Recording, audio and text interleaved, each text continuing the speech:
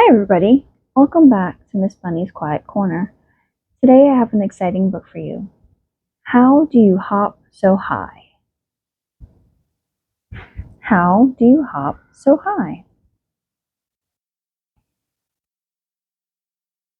Something very peculiar was happening in the 100-acre wood.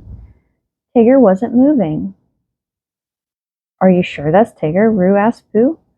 Well, said Pooh, it certainly looks like Tigger.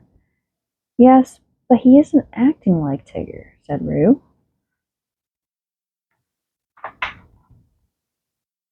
At that moment, Tigger noticed his friends.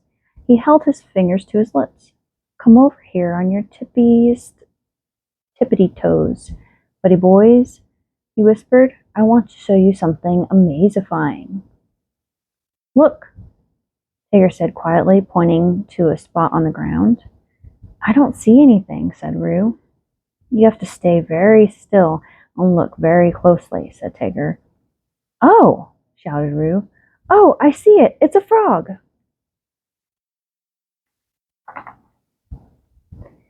At Roo's shout, the frog hopped high into the air and kept hopping until it was out of sight. Oops, said Roo. Sorry, Tigger. I didn't mean to scare him away. That's okay, Tigger said. Did you see how high that little fella could hop? Roo nodded. I can hop high too, he said. Watch. Hopping is what Tiggers do best, said Tigger. Look. What about you, Pooh? Called Roo. But when Pooh tried to hop, his feet hardly got off the ground.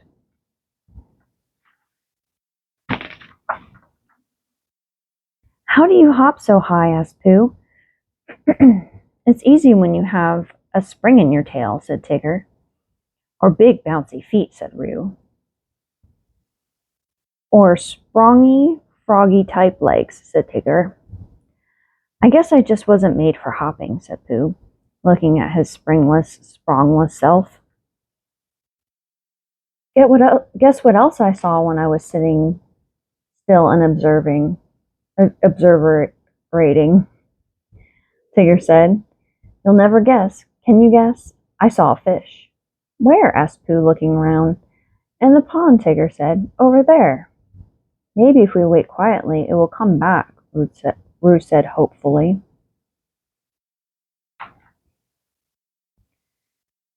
So the three friends settled onto the grassy shore of the pond to watch and listen. Soon Pooh was snoring gently. Roo fidgeted and twitched.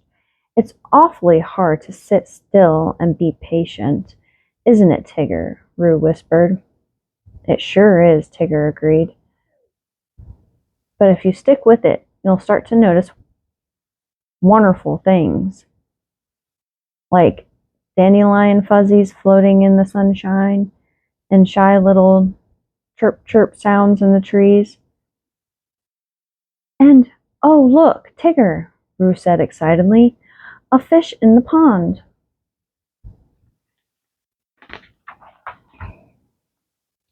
Tigger woke Pooh, and the three friends watched the fish splashing and swimming through the water. How do fish learn to swim underwater? Pooh asked.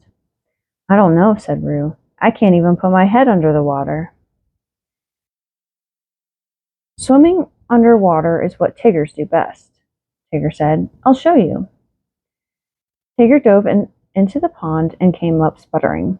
I suppose I might have been an even better underwater swimmer if I'd been born a fish, he said. Tigger lay down in the sun to dry, soggy and shivering.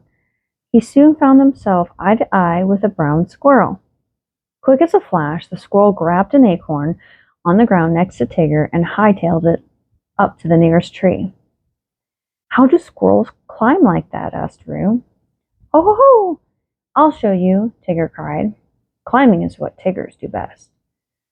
Tigger scrambled up onto a branch of the tree and got stuck there. On second thought, he called down to his friends, maybe climbing is what squirrels do best, and Tiggers do second best. Suddenly, Tigger noticed a nest on his branch. It's filled with baby birds, he said, and it looks like one of them is going to try to fly, Pooh said. The friends watched in amazement as the tiny bird fluttered its wings and flew into the air. How do baby birds learn how to fly? Roo asked. It just so happens that flying is what Tiggers do best, Tigger said. But, he added, looking down at the ground from his perch in the tree, Tiggers don't like to fly nearly as much as birds do. Isn't it amazing what different animals can do? Roo asked, after he and Pooh helped Tigger down from the tree. Some can hop, and some can swim, said Tigger. Some can climb, and some can fly, said Roo. I'm not good at any of those things, Pooh said sadly. Are there any other special hopping, swimming, climbing, flying things to choose from? He asked hopefully. Let's go observing and find out, Tigger said. Come on, buddy boys. Stopping often to look and listen, the friends discovered a lot of different animals with special talents. They saw ducks gliding on the water and a beaver building a dam. They saw a gopher digging a hole and a bee collecting pollen. They were nearing Rabbit's garden when a fast-moving blur rushed past. It was Rabbit. He was rushing to chase a bird away from his newly planted seeds. How'd you run so fast? Pooh asked when they finally caught up. Rabbit shrugged. It's a rabbit thing, I guess, he said. It would be a Tigger thing, too, if it didn't tire me out so much, said Tigger. Just then Eeyore came by carrying a heavy load of sticks. How do you carry so much, Eeyore? Pooh asked. I'm really strong, said Eeyore. Carrying things is easy for me. For me too, said Tigger, struggling to juggle several skinny sticks. I didn't know until today that you had so many talents, Tigger, said Roo. Woo-hoo-hoo! There's not much a Tigger can't do, cried Tigger. Pooh sighed. I'm afraid there's not much that a fluffy-headed bear like me can do, he said. Not so, buddy boy, Tigger cried. Everybody has talents of his own. Maybe if I go to my thinking spot, I'll be able to figure out what my special talent is, said Pooh. We'll help you, Pooh, said Roo. Yeah, thinking is what Tiggers do best, Tigger said. So the three friends went to Pooh's thinking spot to think. I have an idea, Tigger said.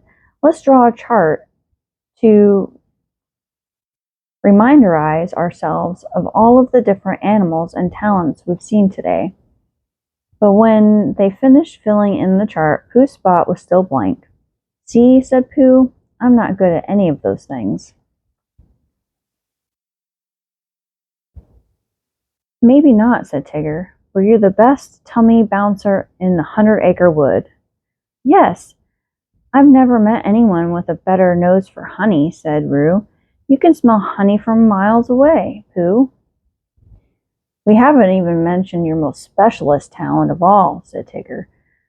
And that's your talent for friendship, Pooh. Then Tigger drew a picture of a big, puffy heart right under Pooh's name on the talent chart.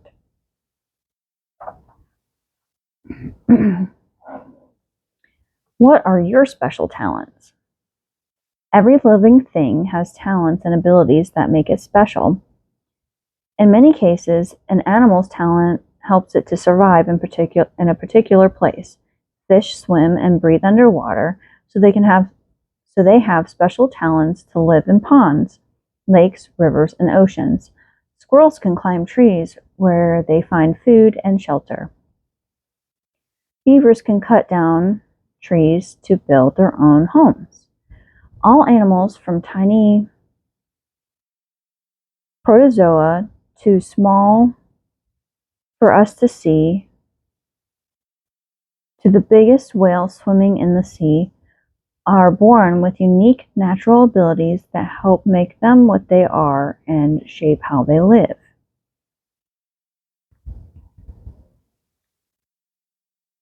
Here is an activity. Step 1. Sit quietly and observe. Do you see any animals using their special talents? Step 2. Tigger, Pooh, and Roo compared themselves to the other animals in the story. How do your talents compare to the ones in the story? Number 3. Make your own talent chart with a piece of paper and some markers. Draw a grid like the one Tigger drew on page 25. Fill in the animals and friends that you've observed. What are their special talents? Don't forget to include yourself. Just make sure the box on the chart is big enough to hold all of your special abilities.